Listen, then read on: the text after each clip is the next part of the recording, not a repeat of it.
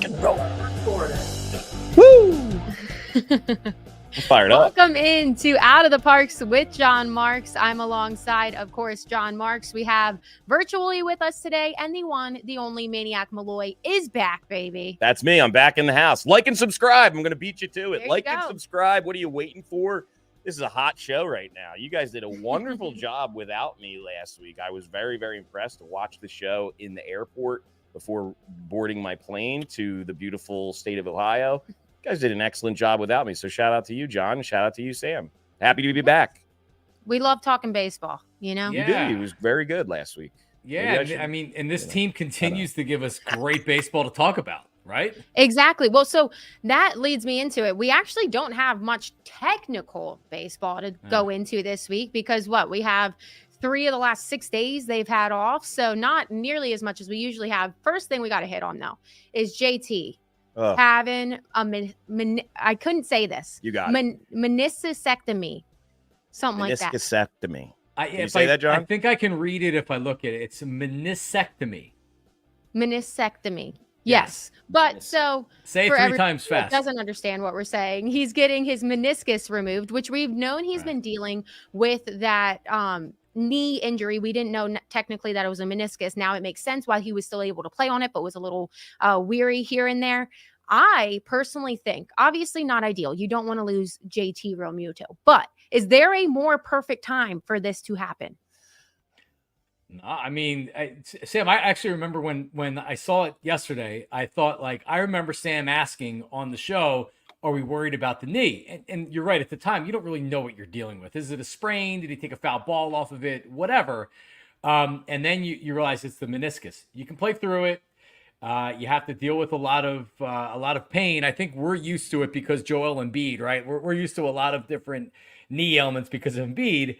But if it was going to happen, now's the time. And I think the Phillies are very smart about it. Because it seemed like JT was ready to play through it and just have pain management. And the Phillies said, listen, get it done now. You're back after the All-Star break, maybe 6 weeks, maybe 4 weeks, whatever it's going to be.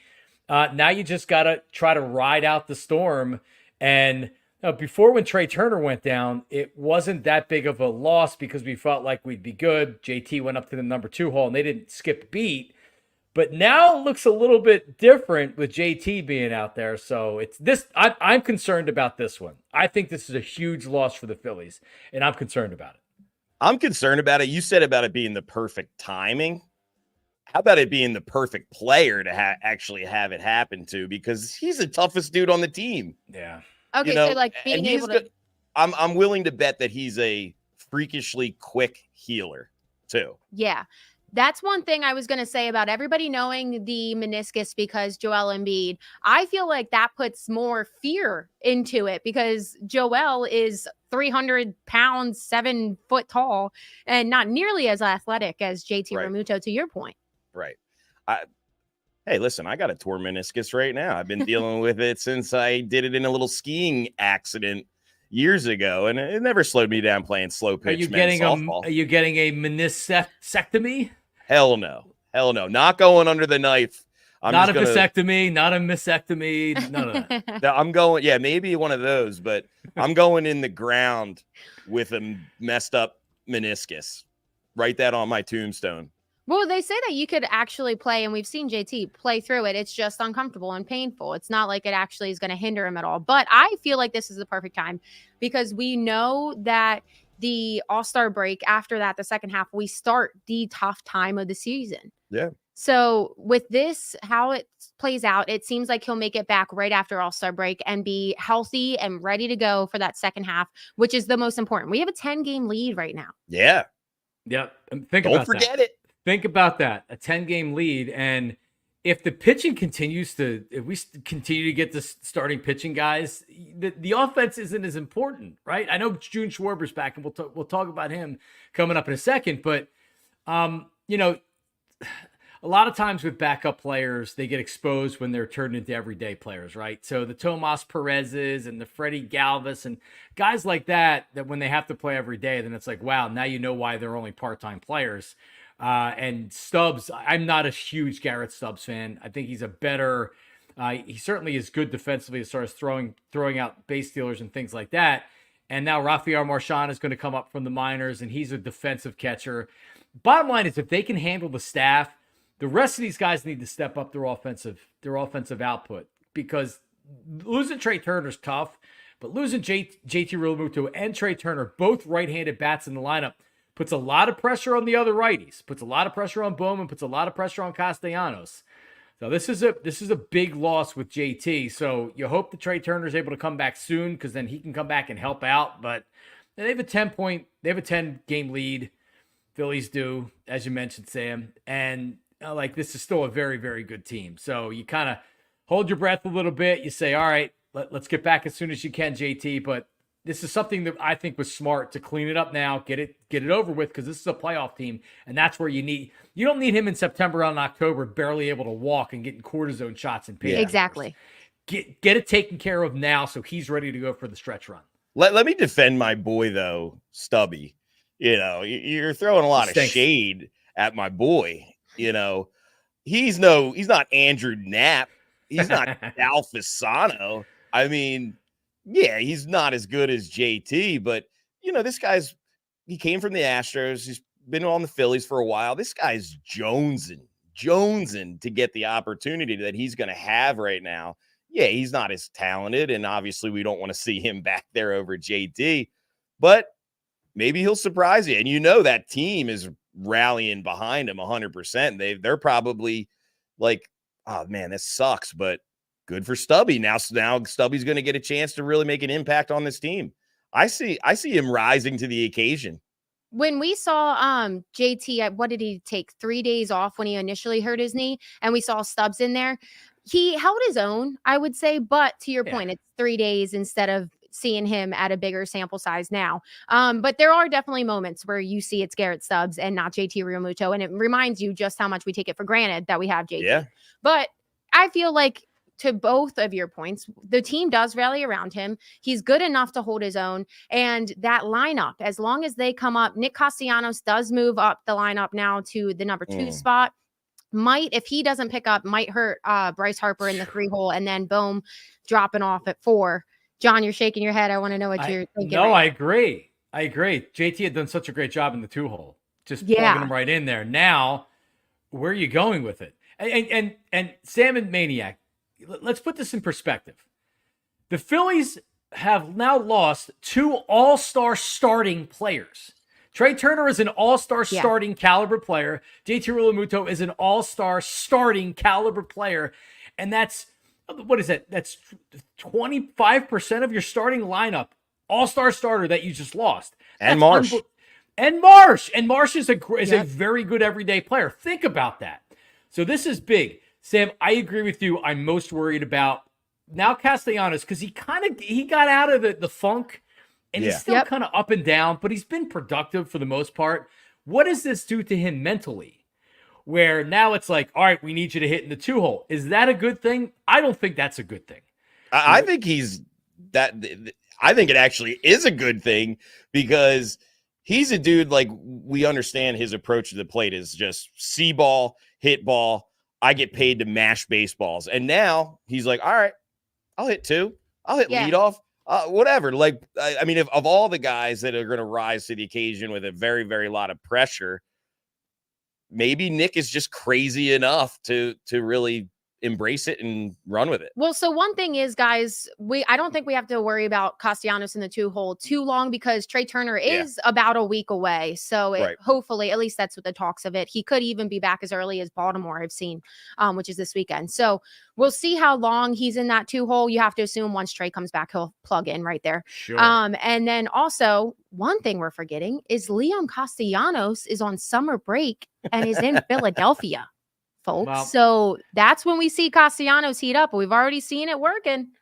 I don't want to brag. Sam, it's a show. I don't want to brag, but I remember you guys when we were saying, what can we do to help Nick Castellanos? And I remember you guys saying, well, Liam will be back.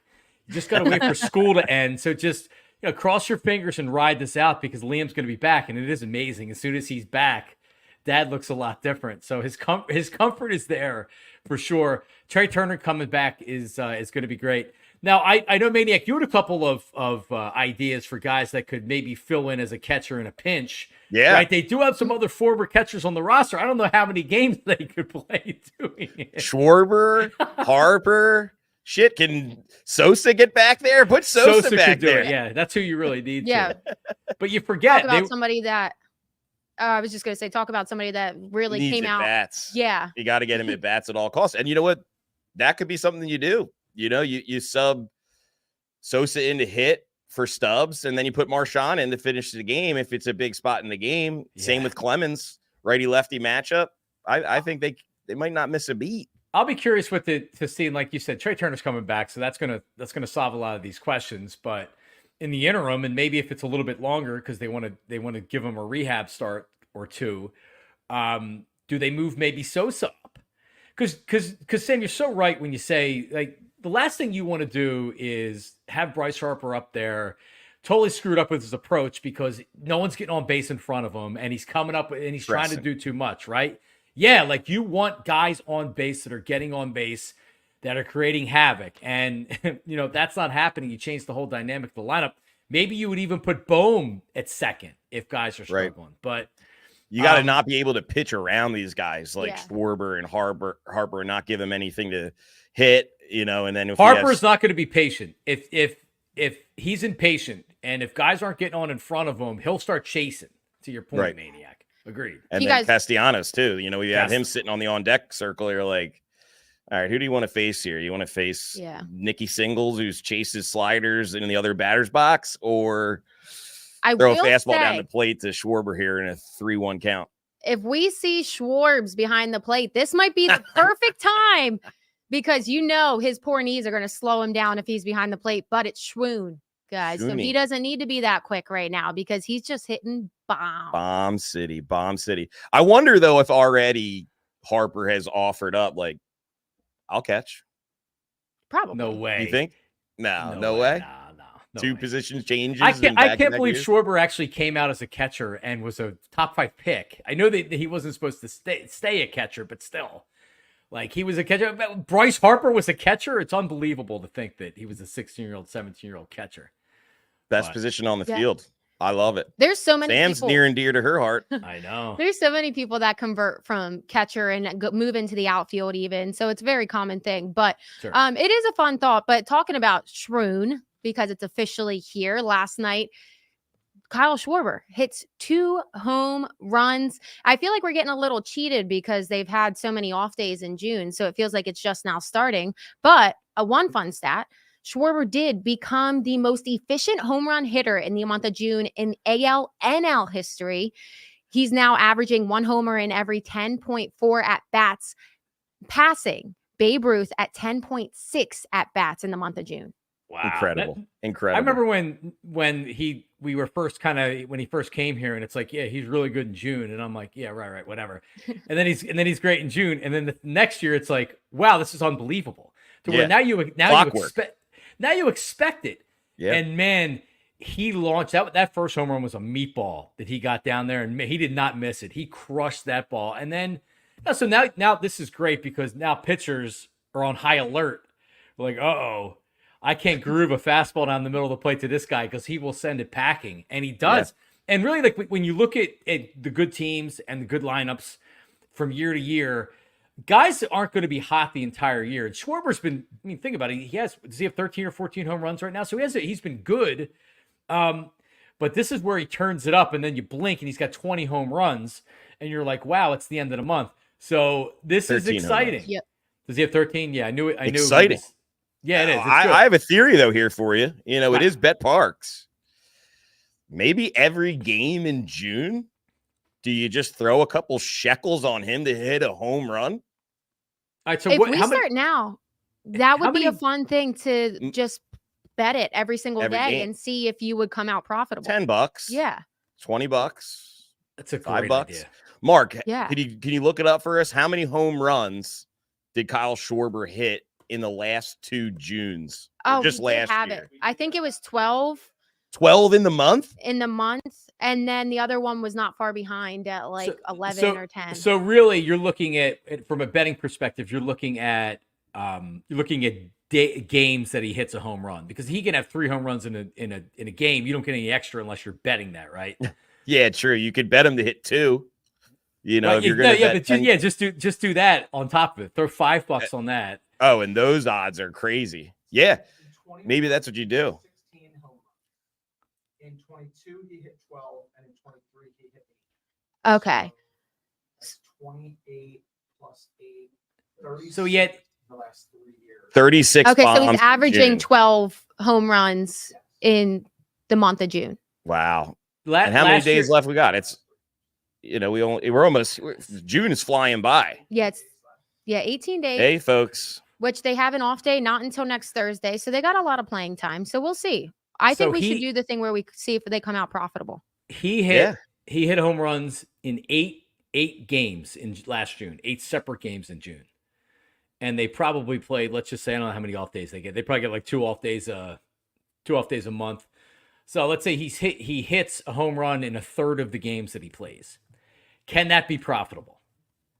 That's really the question. What's a home run for Schwarber paying on an average day? What's it paying? Yeah, I'm looking up right now. What Maniac is it right now? I'll look it up. Sorry for the delay here, folks that are listening, but we're doing this in real time. We're trying to help you out, the audience here. We're trying to put money in your pocket, courtesy of Bet Parx. Because Kyle Schwarber, what is it? Plus 360. Oh, so you're making money. Yeah. They're good odds. If he hits a home run in a third of the games, you make money. Bang. Right? Ooh, We're doing it. All right, the math right there. We're doing it. Yep, we're all doing it. We're all Okay. going to ride it. Let's Put all your hands in.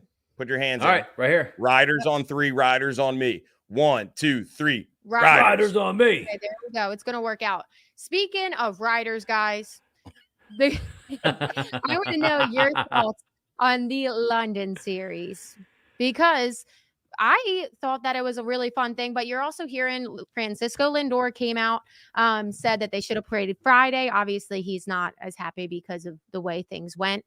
They did get 1 win out of it, but what do you guys think in that fact?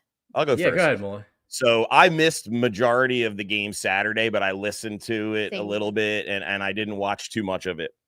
Sunday was at the hotel in Columbus, Ohio, shuttle right over to the course by myself, headphones in, listening to the game, walking the beautiful golf course that is Muirfield Village, Jack's Place.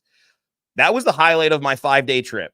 Walking the 15th hole and finding my way to the suite and listening to the ball game with a great ambiance to really just enjoy it. It was pretty cool. I mean, I like the stadium setup as much as the last 2 years they calling it a bandbox and whatnot. It was pretty cool to see. Seemed like something was going on with the jerseys too. Did they have like a specific jerseys, or did it just look weird against that AstroTurf's? I didn't the notice stadium looked weird. I didn't notice that either. But Taiwan though. Yeah. Looked better than. So to what Lindor said, I agree with him 100%. As far as you could have easily had a 3-game series. Yeah. I know that they want you out there so you can be a tourist or whatever. They should have played Friday, Saturday, Sunday, had the off day on Monday, and then came back on Tuesday. There was too much idle time. And, as a player, I don't know if I'd like that or I wouldn't like that. I wanted to see more baseball. I felt cheated by a 2-game series because the Phils blew it in the 9th inning. They were able to come back, but they blew it in the 9th inning. So it's like, all right, they split the series with the Mets. The Mets suck. There were so many Phillies fans out there. There were barely any Mets fans out there. So, I mean, it looked cool. I was a little bit annoyed and jealous looking at social media because everybody was in London, Sam, posting pictures, the Passyunk Avenue that Rob Thompson was toasting. Shaking hands. Yeah, it looked pretty cool. This might sound so mean of me, and I know I'm just the jealous green monster, but so many people just seen them at Passyunk Ave, like you said, and they were with the '08 guys, and I was just like, I haven't even officially met the '08 guys, and I was just like, I am so jealous. That would have been the time. Yeah. All my old friends from WIP that were there, that were taking the pictures and everything else, all the friends that I have that were like, hey, you're going to London, right? I'm like, No, I'm not going to London. Out of the Parks with John Marks, we're not there yet. Next Yeah. London right. trip, we'll be there. Yeah, But- I was trying to poo-poo it a little bit, as you guys know, heading into it. I think because of this fact, because I wasn't. It looked going. like a lot of fun. And then seeing it, and then also going back to the thing that I've been saying about how it must be so much fun for this team to take the show on the road as the best team in the majors, and people buying tickets, maybe not exactly to see their own team, but to go see the rock stars that are the Phillies, and for them to take this show across the pond.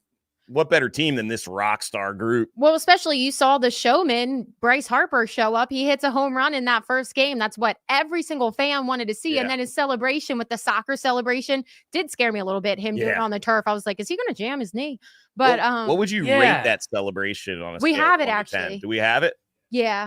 Do you want the honest answer, or do you want I want the honest. I'm going to be honest. Oh, wow. Let's see. It'll come up Exactly again. what you two Yeah, it's about a 4. Yeah, it's a beautiful 4. celebration. Exactly what you Yeah. It's the environment. It's the thought that counts. What did you give it, Sam? 10? No. I wouldn't give it a 10 because he definitely thought he was going to slide more on it. Yeah. And he kind of just got jammed. So I would give it a solid 5. It's the thought Wow, that that's counts. it. So here's my thinking behind Well, it. we're talking about the slide itself. If we're talking about the whole thing, it was Whole awesome. thing. I would definitely give it Whole a thing. 10 then. I mean, the games overall were fantastic. Yeah. Phillies clubbed them in the first one. Got a little close. You know who I'm waiting for you guys to talk about, and then I guess I'll just bring it up. Gregory Soto absolutely blew it. Well, pitching every in the time he sixth inning. every time he does it, I just blame you. I'm not even blaming Soto. Maniac boy. I literally have on our show sheet, Maniac still on board with Soto? ? You know what? I'm just gonna die on the hill. He's all you can pitching do. in the 6th inning. He's pitching in the Oh, shut up. like he's not. He's You know why he's lost pitching out in the there. 6th innings? He stinks. That's why he's pitching in the 6th inning. That's when you I put guys know. that stink. I know, but in he the doesn't 6th get inning. a chance to not stink. All Like right. So we can move on. But they I just have to. totally botched the whole signing of Gregory Soto. That's my point of this all. These relievers are year to year.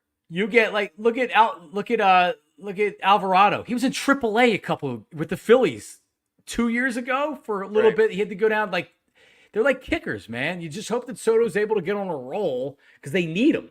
They need somebody in this bullpen that's going to be kind of a lights out guy because they've had some really good performance. Strom's been unbelievable so far. Stromy. Oh, yeah. Yeah.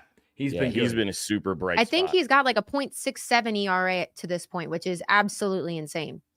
And he's just got so much swagger with that crazy looking long hair, and he's throwing from a crazy angle, left-handed, slinging at you. I tell you what, I would not want to hit against him if I'm a lefty. Not at all. No.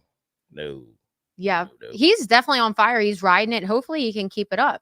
Yeah. We'll see. But one thing I also did want to hit is the fact that obviously the London series, it brings baseball over. You don't have the biggest fans overall in England. So how about the fact that they probably think that David Dahl and Whit Merrifield are like the best Phillies besides Bryce Harper? So you ask an average Londoner, oh, who's your favorite player in Major League Baseball? Oh, it's got to be that Whit Merrifield. Yeah. You do it in a British accent. I can't do it.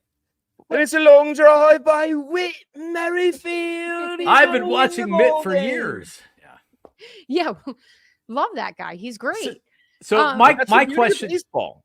So my that's a question good thing is- for them to learn about. It's like, Harper, he's like the guy, but it could be anybody at any given moment. That's why you got to watch every pitch.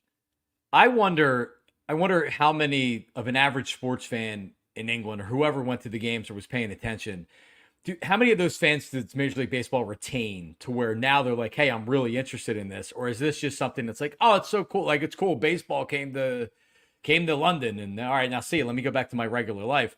It's regardless, it's great for Major League Baseball, but I just wonder how many fans are being converted. Like, look at the amount of European soccer fans in America these days, right?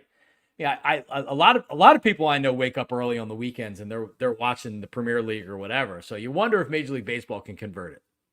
Yeah, I mean, what other sports do they have? They got nothing. Horse racing, cricket, soccer. Cricket. Yeah. Cricket is huge. Yeah, Cricket is huge. Tennis. As he wears a cricket jersey.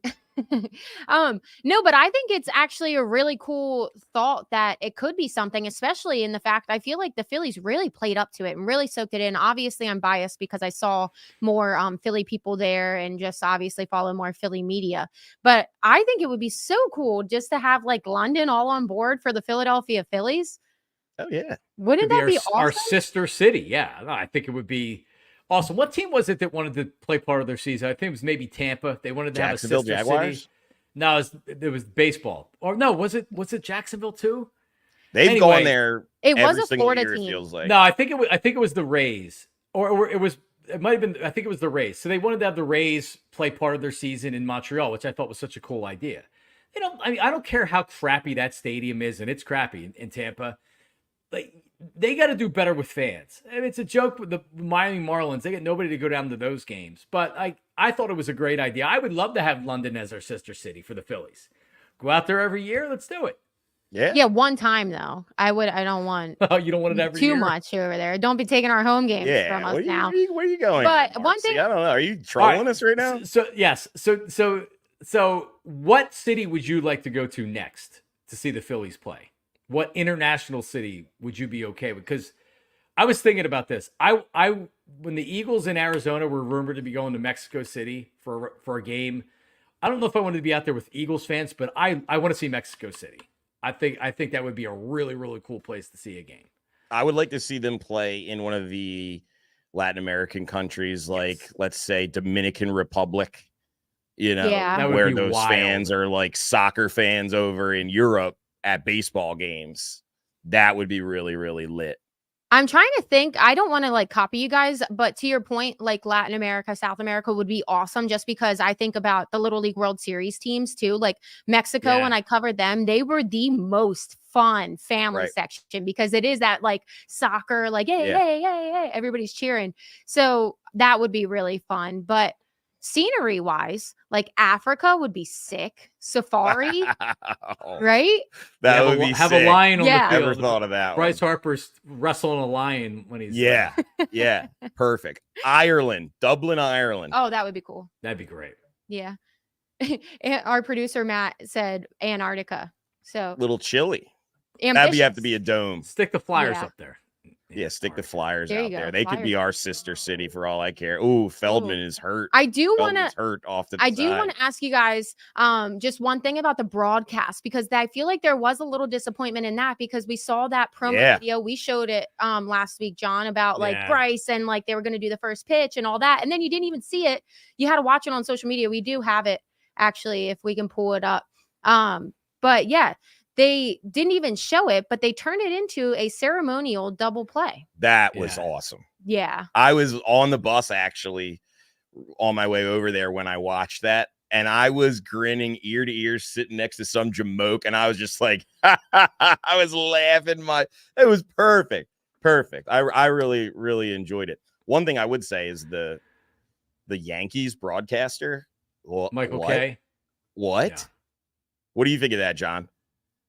I typically don't like a lot of the national broadcasts. So I did a lot of listening to the game with Scott and I guess Kevin was in LA. Anyway, I listened to a lot of Scott. And then I was like, I'm a baseball watcher from the kitchen. So the Sunday Kitchen games, guy. it was a 10-10. I was cleaning the kitchen and the kids were on the couch watching the game. And I had in my ear pod, I had Scott, I had the local radio broadcast. So We do have the clip, so we're gonna play it just Let's for people play it. that didn't see it because it is so fun. yeah, for sure. Oh, it's loading. Sorry, but no, it was so cool because it was just a different thing. You weren't expecting it, but I was really disappointed that they didn't show it. Yeah, I guess it means Yeah. more to us here than nationally. What does somebody care about But that? with I don't it know. too, though, they also didn't show like they walked out with There it Chris. is. St. Joe's Prep in the house. So did he tuck that in on purpose? Oh, yeah. No, like to be a dick or to fool with people, or did he really?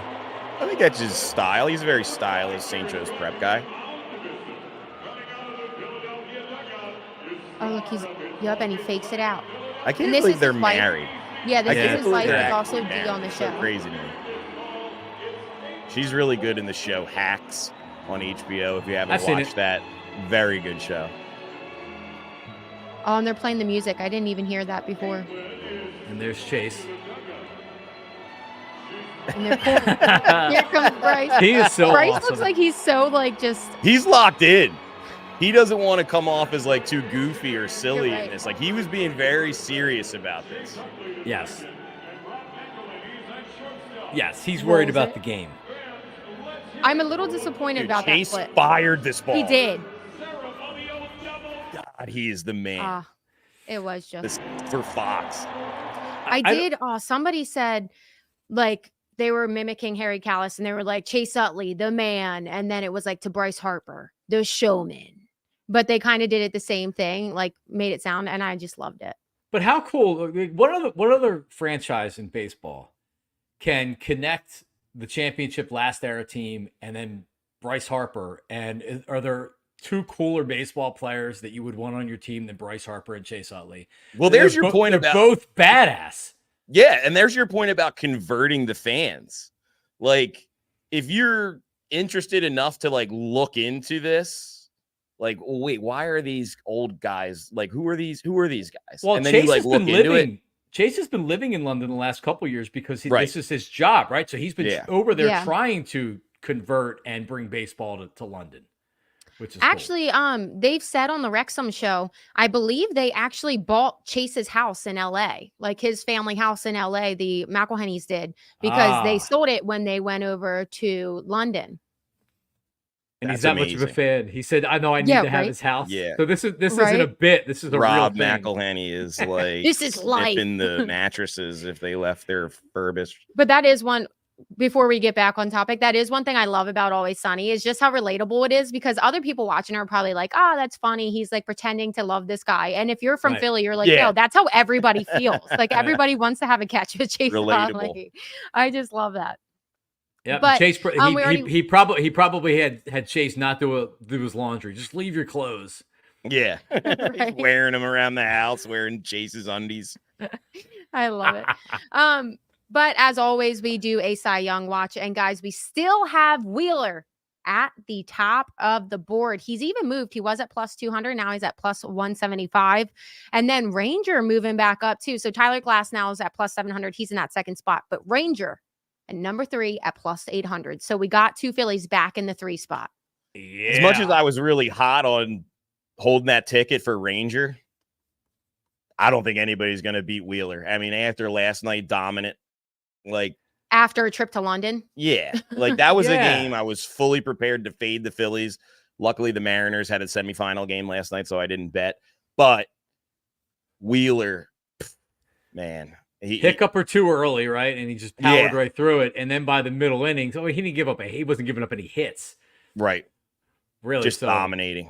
Yeah, I mean, every time he toes the rubber, it's just like you feel pretty freaking confident with him out there. As long as you get a couple runs. And that was the thing. I don't even know if he threw out too many bad performances versus just not getting great run support, which is very peculiar for him. That used to be Nola's thing. It Yeah. kind of became his thing a little bit earlier on in the season. I don't know if I would take a flyer on the Ranger plus 800 right now, but yeah.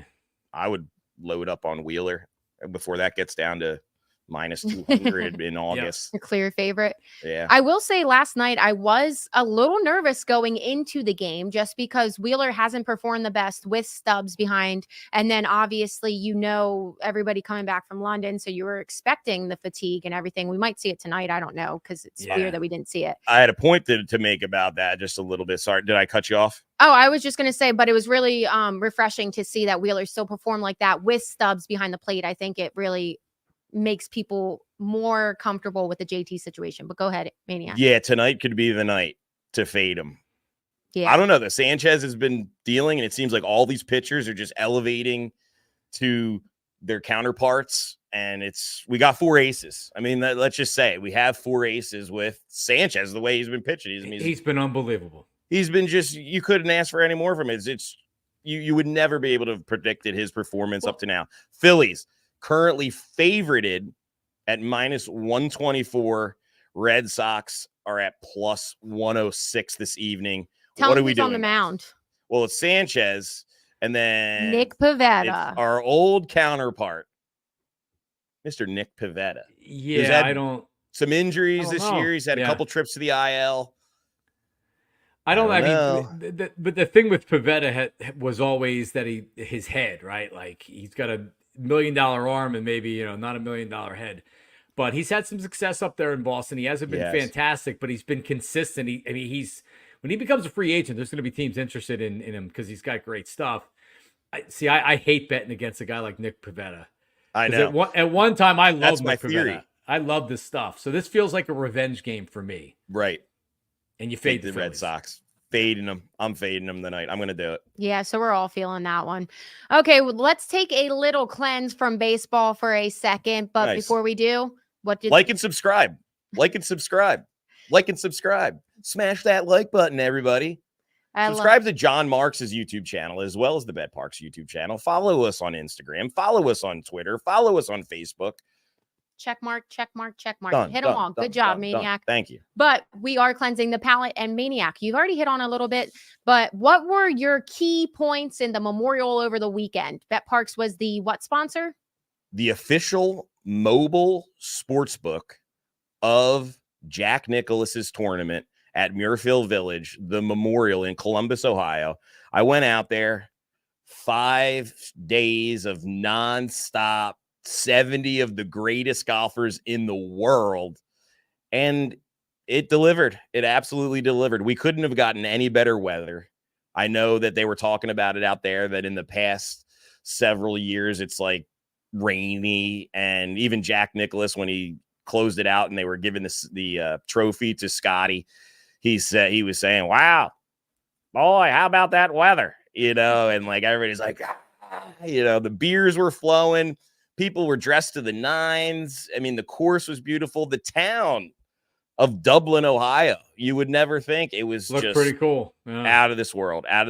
Fun fact, Bobby Hoying, former Philadelphia Eagles bust, one of the biggest busts in the history of the Philadelphia Eagles. Wow. He owns like half of the town of Dublin. He's got a Bridge Park, which is a section of Dublin. He has a big building right in their like downtown, the Crowley Hoying building. He's got an enormous crib in this one little section. I guess it pays to play quarterback at Ohio State after all.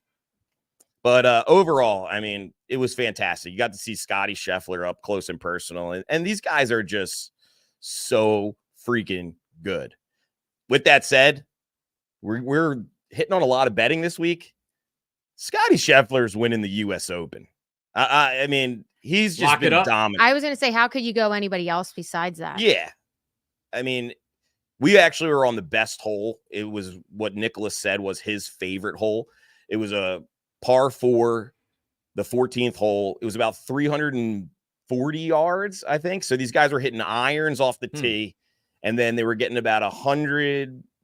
Some guys were starting to go for it and hit driver and almost like hit it right next to the green, which was exciting. We saw the Irishman, Shane Lowry, hole out from about 120 yards away, and then the people went crazy.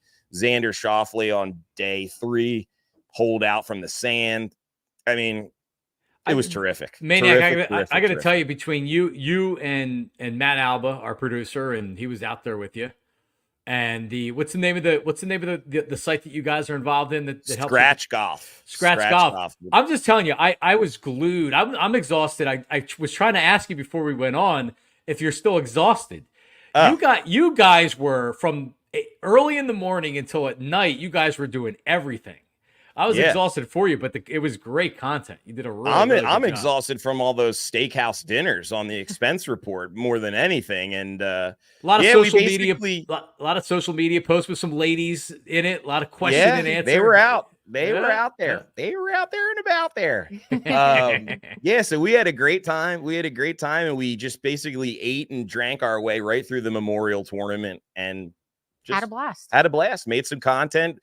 The brand was, I think, in my opinion, well represented. Well, and to be fair, sure, too, your guys' job was social media, and you looked fantastic on social media. Well, thank you very much. I guess I wish I would have lost about 25 pounds before I got out there. But other than that, next year, that's my goal, to have a 6-pack on the 14th hole drinking a milkshake. Real quick, guys, looking at the U.S. Open odds on the Parx app. So we have Scotty Scheffler at plus 300 to be the winner of the U.S. Open, and then Schauffele, you said? Schauffele, yeah, you got it. At plus Souffle, Schauffele, Souffle, Schauffele. Got it. Whatever you said at plus 900, and then we have Rory at plus 1200. So you got a whole bunch. Rory McIlroy, Jesus. I'm sorry, Not guys. getting I'm divorced. not a golf person. He's not getting divorced? Nope. They're reconciling. Yes. Really? Yeah. Because he saw how much he would have to pay if they did get the Right. Right. He's all right. Back. Speaking of pay, yeah, dude, plus 300 on Scotty to win it. It almost You're seems getting too some easy. money. Yeah. Oh yeah, and I mean, no, it's plus 300. It can't be minus. There's no way. Yeah, it's plus Well, 300. that would be a huge. Come on, man. Yeah. You always do this to me. But then, well, in the third or fourth round, but this is before the tournament. This is Matt Albus says essentially saying this is free money. Take it. Yeah, I mean, Yeah, plus 300. Take a flyer on that. I mean, yeah, I mean that seems like great value right now because after day one, he'll be plus 110. If he's in the lead, plus yes, 100, he's in the lead. He'll be minus. Yeah. And he's just putting so well. Like he's just automatic. Oh, yeah. Yeah, there's been a lot of videos coming out. I saw a guy drop a ball on the green at Pinehurst, and it just rolled all the way off. But that's the thing. He's an amazing putter. That's what more of the reason sets to him bet him aside. So that would be more of a reason, like John, you're saying, load up on Scotty headed into the U.S. Open and take advantage of the Fairways to Giveaways program, the promotion, I should say, on the Parx app, where if you bet $10, you get an entry into a drawing where you could win a driver, a putter, a 3-wood, a golf bag, and maybe even bonus bets if you don't get the grand prize like those. We got a really nice offering for the U.S. Open on the Parx app. Fairways to Giveaways. Check that one out. Good job on that one. I should actually enter that because then maybe I'll get into golf. You would be. Maybe. I've seen you hit a golf ball and you're into it. I was good at swinging a baseball bat. I know it's different, but a lot different. Yeah, but I feel like there's something there. Yeah. That we vertical drop, horizontal twist. To be fair, too, when we did, John, you weren't here yet. It was like last year we went, and that was the first time I ever really swung a golf club. I was like 4 months pregnant. So I forgot. So I probably would be better now. Yeah. But moving on to something that I can speak much better on. Christian McCaffrey is on the cover of Madden 25. And guys, given his injury history, do you think Niners fans should be very concerned about the Madden curse? Yeah. Yeah. I mean, if I was a Niner fan, I would be petrified right now. Yes. He is like, not that the Niners don't have a lot of talent, because they do, and they have great play calling and coaching and everything else. But what makes that team special offensively is Christian McCaffrey. How many touchdowns did he have last year? He had 20 touchdowns last year. I mean, the guy's the best weapon in football. And when John Lynch traded for McCaffrey, my reaction was, what are you doing? You're trading all of those draft picks. This guy hasn't been healthy in years. He's cooked. He really hasn't been hurt since the trade. And he's a special player. Last thing I would want is Christian McCaffrey on the cover of Madden. Yeah, he's averaging over a touchdown a game from last season. Like, his production is just insane. Catches the ball out of the backfield, can run between the tackles, can get around the edge. I mean, he's a freak.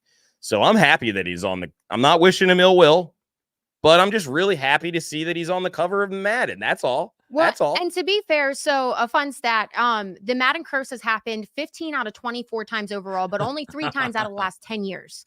So we'll see how that works. But I want to specify, it's not always Madden curse where an injury happens after. Yes. It's just that it's a down year. They don't perform like they are expected to. So hopefully we don't have to have an ill will on his injury health. Yes. But on his play, I would very much enjoy that. Little downtick. Yeah, I mean, it's tough to keep up with that. Yeah, the San Francisco 49ers were a great team before they had McCaffrey, but weren't able to cross that line. And then once they got Christian McCaffrey, that's what put them over the top. And that's what made them a favorite in the NFC. So if he has a down year or experiences the Madden curse at all, that's very good for the Philadelphia Eagles. Yep. And Imagine if, go ahead. No, Saquon can be this year's Christian McCaffrey in his first year with the Eagles. We've talked about this before. Boom. There you go. So imagine if you had Jalen Hurts on the cover. Oh, please, no. Boy, we would be up in arms. Speaking of Jalen Hurts, yeah, that actually gave me anxiety. I felt the weight on my heart even just thinking about that. Jeez, we already got enough pressure on Jalen. Speaking of that, you're hearing... But real fast with Jalen, there was a final... I don't know if you know this. There was an Eagles finalist for the Madden cover. There was? And thank God they didn't go to it, because this is a guy, as we learned last year, you cannot lose or the team totally falls apart. Do we have this? Who was it? Big Dom is going to be on that's an uncursable guy. And so, I was told that they were set to announce it, and then the NFL said, you can't do this. You have to make it a player. And they said, okay. So we would have really been screwed. Wow. Yeah, absolutely. Big Dom. We saw what happened when we didn't have him last year. So can't lose him. Good thing that we won't. Yeah, we don't have to experience anything with that. That would have been a bigger hit than losing Jalen Hurts to the Madden curse. I was in the tunnel that game that he got thrown out. And when he came walking off the field, I was standing right there. And I forget what I said to him, but he was just throwing his arms up, walking off, shaking his head. I'll never forget that. That was my highlight of this season, I think, last year, seeing that. I do remember you posting that video. Yeah.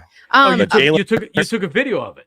I took a good video of it. Yeah, I put it out. It went it got like a 20,000, 50,000 views, something like that. It was, yeah, I was talking to him too right before he went out at halftime, and I was just I forget what I was saying. I'll have to send you the video, but you're probably the one that riled him up. I was trying to claim that I was partially responsible for getting him too excited. Jeez, man. Anything for clout. Anything for clout. But speaking of Jalen, like I said, we keep hearing about it on from Philadelphia media, especially. You don't have Phillies, you got to find something. But John, I want to know your take on this. So Jalen Hurts spoke last week and he was asked his thoughts on Nick Sirianni and didn't really say anything. And because he didn't say anything positive about his head coach, everybody's kind of up in arms. I want to know your thoughts, John. Do you think there's some beef between Jalen Hurts and Nick Sirianni? Beef? I mean, I don't. If there is, it's one-sided, and it's Jalen Hurts towards Nick Sirianni. Nick Sirianni needs to, whatever players have lost confidence in him, he needs to win them back. And it was pretty apparent to me that last year you saw towards the end of the year, when you're losing games and you're free falling and the coach really isn't doing anything about it. We don't know what was said during meetings. We don't know what Nick Sirianni was doing on these Friday night team meetings that they have. Whatever they were doing wasn't working. And if I'm a player, I'm looking at him and saying, well, take over the play calling. It's pretty clear Brian Johnson has no clue, and he either wouldn't or didn't or whatever the reason is. But Jalen feels a certain way, and he's not answering the question. Is that him making a point? I just think that's the kind of guy that he is. We saw similar things with A.J. Brown and Jalen. Like, they wouldn't say everything's fine, we're great, and it was weird. So do I think Jalen Hurts is maybe a little bit annoyed with Nick Sirianni and has questions about Nick Sirianni? I do. And it's up to Nick Sirianni to fix that, because Jalen Hurts isn't going anywhere. And if they have a down year this year or they don't meet expectations, Nick Sirianni is going to be the one gone. John, just on top of that, do you think it was a mistake for them to make all the changes they did on the coaching staff and still keep Sirianni? Would you have kept him or let him go? I can understand Jeffrey Lurie keeping Sirianni. They were in the Super Bowl that close to winning another championship just 2 years ago. And it was bad, and it was a free fall, and it was concerning. But based on Sirianni up until when the season went to hell last year, by all accounts, he had great success. So I can understand Jeffrey Lurie keeping him around. I probably would have done the same. And we don't know internally what are the veteran players saying about him. What are his star players saying about him? If Jeffrey Lurie's going to Fletcher Cox and Fletcher's shaking his head being like, nah, man, this ain't it. Or BG says that. Or Jalen Hurts says that, I think you move on from him. But if that wasn't the case, see, I actually think the biggest move that the Eagles made this entire offseason, and they've had a lot of wins, is getting Kellen Moore as the offensive coordinator. You have a bona fide offensive coordinator that knows the type of offense that he wants to run, and he looks at the league, he looks at free agency and says, "Give me Saquon Barkley." They're going to run the ball, and Jalen Hurts is a better player when he's playing off the run than having to go back and drop back and pass. This team's set up for having explosive offense this year. So Kellen Moore's a huge move. Yeah, I mean the offense just seemed to totally, I mean, obviously it changed. It had a new coordinator, but it was just not the same as that year where they went to the Super Bowl where they're chucking the ball all over the place. They're running it at will at times on guys. Yeah, I mean, you got to think that Kellen is going to get this back on track. In terms of Hurts and him being upset, and listen, I don't want to hear about this Nick Sirianni needing to be fired. I mean, we're talking about it in June when we should be already getting excited about this team. And I knew this was going to happen. So as much as I didn't think it was the right move to let him go, I almost wish they did, to not have to deal with this week in and week out. And I think that's something that Hurts is going through. He's gone through a lot in his career, going back to college, getting benched in Alabama, having to go with Lincoln Riley over to Oklahoma. You get drafted behind Hurts. You got to wait a little bit and you take his job. And then you just have this skyrocketed, meteoric rise to being one of the best quarterbacks in the league. You lose in the Super Bowl. You sign a huge deal. Then you have a down year. I think he's just pissed off. He's just pissed off in general. He's seen some of this drama and gone through things before. And he probably feels like after that Super Bowl, man, I could breathe a little bit. Well, newsflash, Philadelphia, you don't get that break. They're even more on you after you go as far as he did. So I think he's just good and pissed off. And I think that could be a good thing. Kellen is going to get this show on the right track, and we're going to see some big numbers out of the offense starting in Brazil. I agree with you guys in the fact that the offense is the most exciting anticipated part of this team. It's just weird to me that even I was on the train last year that you keep Nick Sirianni, keep him on a short leash this upcoming year. But if it is going to cause this drama, it just really makes you think, what is even his purpose? If it's going to make it awkward for the players, if it's going to make it a weird situation, it's get rid of that toxicity. There's no reason for it. But I mean, we'll see. Obviously, John, you said it. Jalen Hurts is staying. And if either of them had to go, it's going to be Nick Sirianni. Yeah. But hopefully it doesn't actually turn into anything. But also, I'm going to lay off him for this. But going forward, you're the quarterback of this team. All right? Start acting like it. Yeah. They're asking you about your head coach. It's now time to, even if you think he's an idiot and you don't believe in him or whatever, then you should have said that however many months ago if you didn't want to work with him. So maybe you're annoyed by the media's questions. It's not going anywhere, Jalen. Whatever it is, I'm getting a little bit tired of the Jalen Hurts. Just give a thoughtful answer and then we back off, right? Just say no, Nick's my guy. Just give him but if a you vote open of that door up and you're going to start talking about it every week, then it could start to snowball, because people are going to want to make a story out of this. We've seen this coming from a mile ahead. So maybe he is just being a, lack of a better word, a dick about it, because I think that's a lot. To shut it down.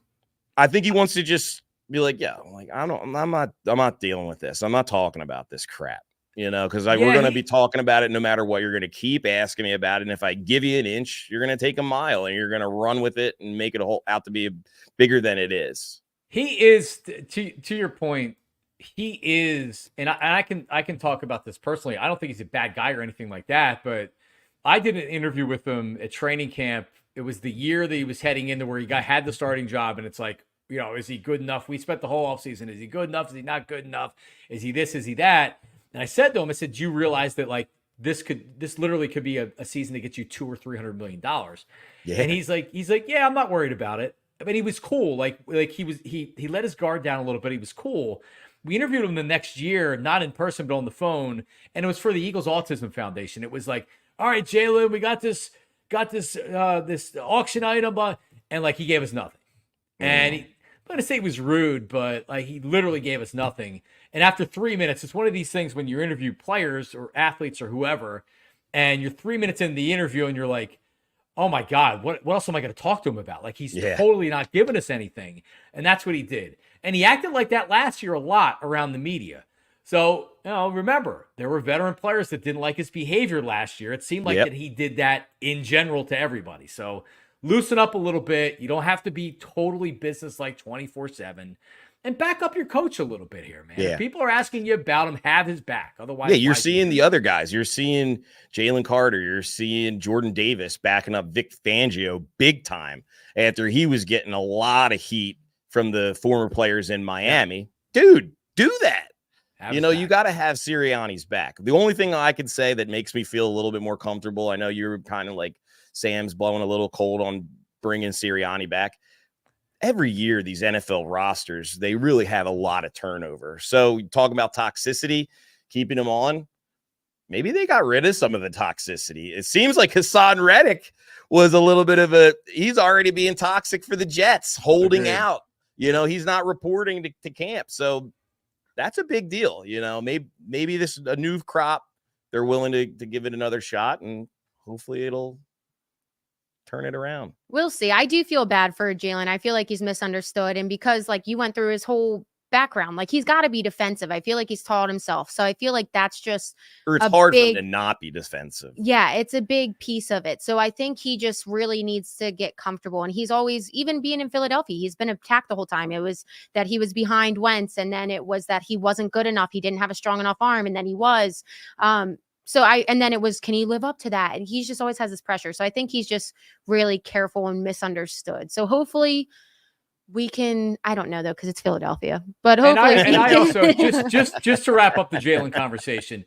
Let's hear it. I'd rather he be tight and not want to say anything and a jerk than being loose-lipped and saying stupid stuff and offending people. You know what I mean? Yeah, exactly. I always, but Donovan was annoying about it. I like quarterbacks that aren't about a bunch of social media nonsense and saying like I like the guy that's buttoned up, and Jalen's buttoned up. That's for sure. Yeah.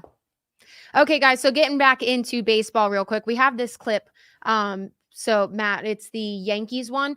It's just, we talked about how well Phillies fans went to London, but one thing that did come out on social media is the fact that the Yankee Stadium was taken over completely by Dodgers fans. Were they trying to show us up or what? Look at this. Yeah, I'm surprised there wasn't more violence. Yeah, right. But it's so random. I'm wondering if they just wanted some attention because it was during the London series. But also, we talked about how we have to play the Yankees. So they did it here, too. I don't know if you guys remember this. The Dodgers, they must have a fan travel group or two out there, but it wasn't last year, I don't think, Maniac. I think it was the year before, or maybe even before that. But I remember watching on TV saying, what are we in freaking Los Angeles? Hey, this isn't Dodger Stadium, but they came out in droves, man. They remind me of the Mets. That's like how prevalent they were inside CBP. It's pretty. There's a lot of Dodgers fans. So I don't know if some of that is because they used to be in New York and you still have people that maybe their dad or grandfather grew up as Dodgers fans, so they kept it, or it's traveling from Los Angeles. But yeah, I mean, that's crazy to look at Yankee Stadium. Crazy. It's awesome. I love it. Fun fact. Not fun fact. Let me just propose something here.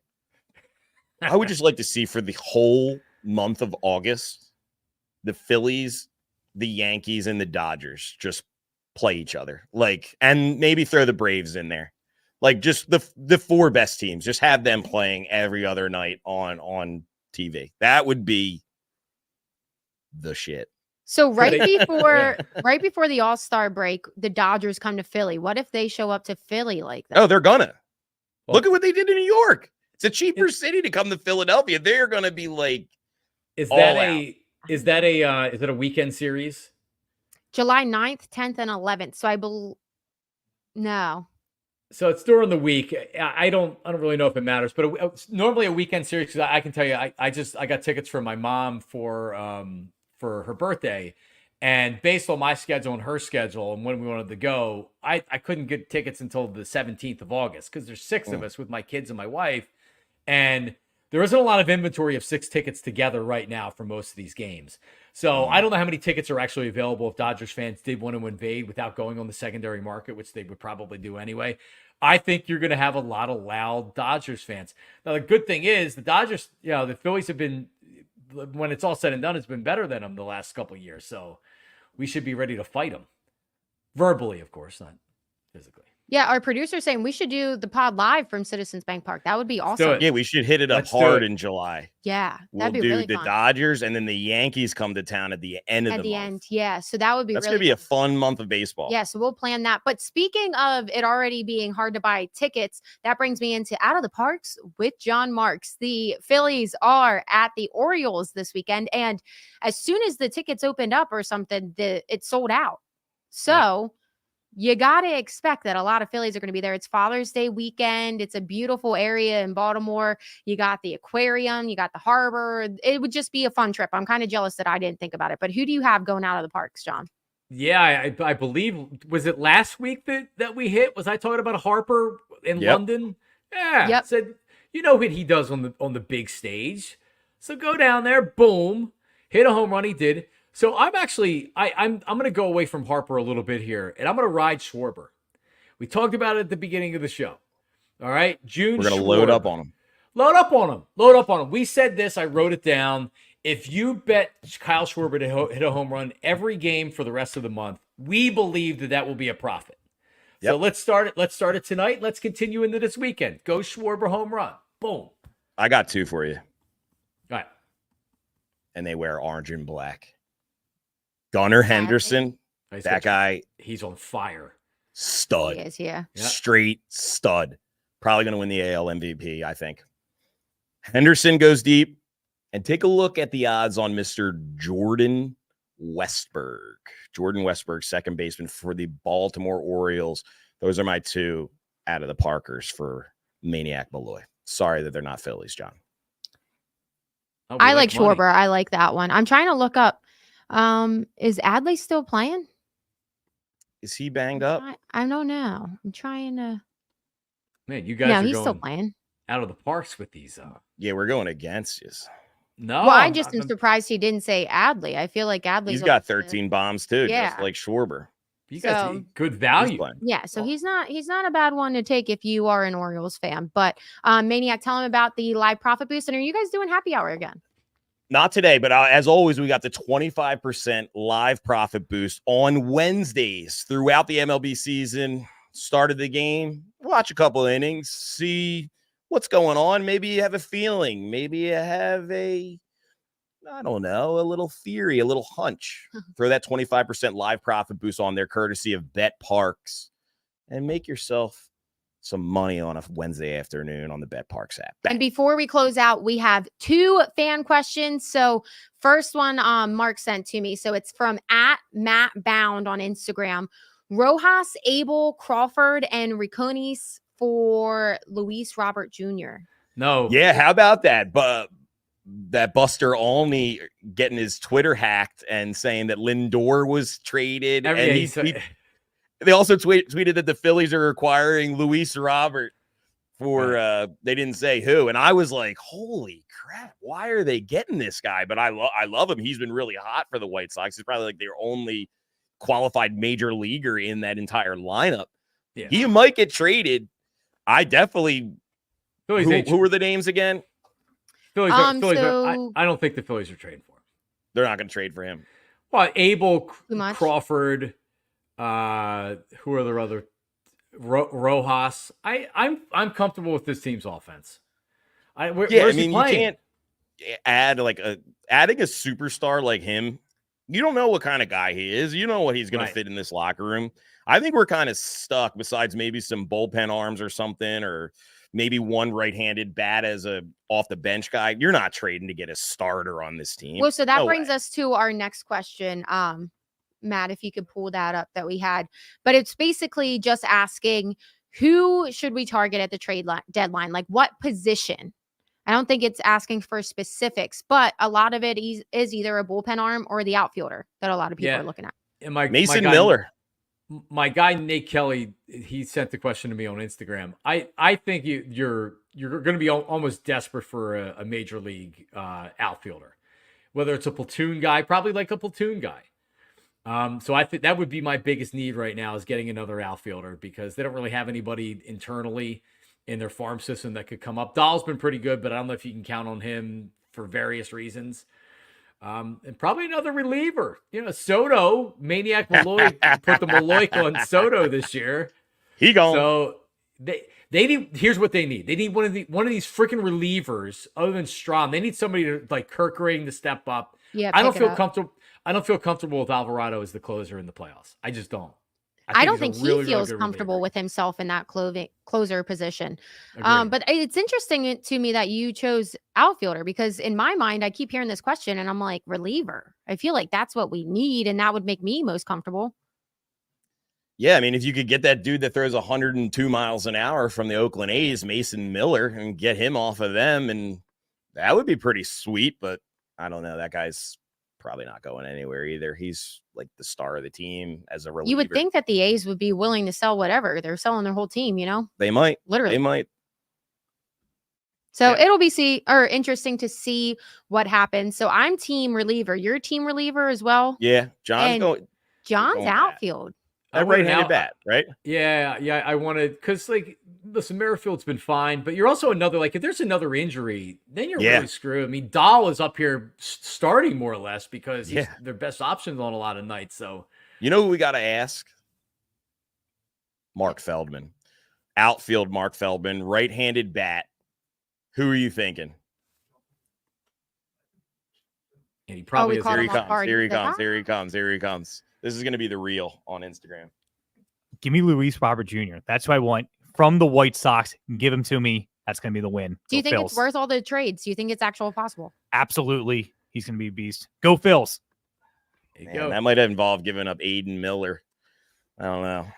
I want to see. I've seen that a couple people saying trade McAble before he really diminishes his value. I don't think he's doing as well as he normally would be. He could be and he's their second best pitching prospect. He could be kind of a late, not a late bloomer, but I think Sam, to your point, he's going to have he has trouble throwing strikes. He just does. Yeah, he lacks has a command. 6.31 ERA this season. Yeah, he's probably he'd be the next guy they go to if there was an injury. If Turnbull and Walker went down, they would probably go to him. He's not ready, and it may take a couple more years. He's got the raw stuff. He's got great velocity. He doesn't have great command. That's not good in baseball if you're walking people, and that'd be the worry. I would trade McAble in a second for a player. Yeah, I would. To your point, he's 22, so he does have a long way to go and to grow there. He's also 1-6 so far this season, so he hasn't really had the best season, and I can see why people are saying trade him before his value diminishes right now. So we'll see. Next year also, it's just so exciting to think. You mentioned he's our number 2 pitching prospect when Painter comes back. Yeah. Let's just pray he stays healthy and he is just going to be a beast. Oh, I hope so. I can't wait for that. But it was a great show. Great show. Yeah. You were excited. Let's talk for another hour. I could talk to John all day, all night. And you, Sam. Thank you. Well, we talk all the time because we're forced to. And we're friends. Right. Lady. Wow. That's the reel right there. There's the reel for Instagram. What a great answer. I was obviously kidding. But Maniac, before we head out, like and subscribe. Bet Parx YouTube channel, John Marks' YouTube channel. Another great show, episode 11. Yeah. In the books. Sam, take us out. And check out first time in our double digits. Check out the Bet Parx app. All the things that we're talking about, all the bets that we're talking about here, check them out.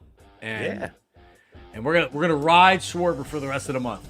That's it. Done. Yeah, we're gonna update you next week. We'll let you know if we're up or down. But I want screenshots in the group chat. Proof. Okay. Proof. I like it. But even if it's $1. Thanks for tuning in to episode number 11. Like Maniac said, we'll see you next week for episode 12.